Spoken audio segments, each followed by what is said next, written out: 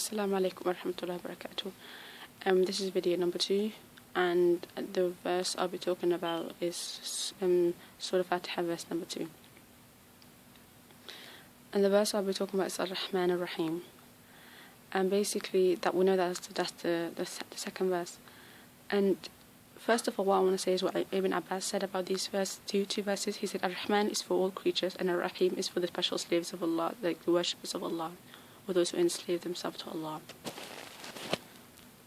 And with that, I want to say a few things about the two names, Ar-Rahman and Ar-Rahim. And basically, we know that the two names, Ar-Rahman and Ar-Rahim, are similar. Even when we read them, they sound similar.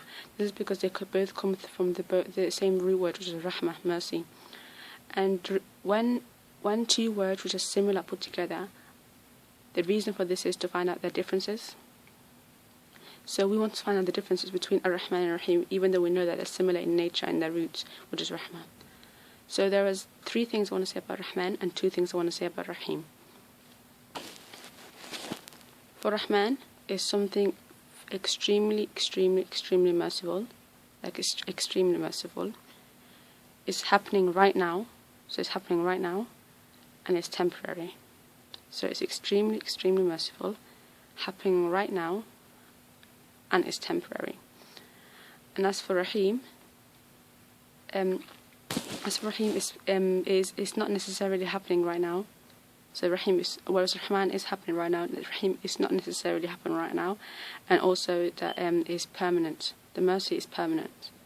So these 2 meanings. So with that, you can understand how Rahman is for all creatures, because it's happening right now. All creatures of Allah, again, Rahman. Not just the Muslims, the people who are non-Muslims as well, the animals, all of us are under the mercy of Allah. By every breath we take is a mercy of Allah. But whereas Rahim is not necessarily happening right now. So these are for the special slaves of Allah. And another thing is that Rahman is, the mercy is temporary. So with this you can understand the example, the statement of Ibn Abbas when he said it's for all creatures. The disbelievers, they're getting mercy right now by their breath, they're taking the wealth, they have all these risks from Allah. It's their mercies.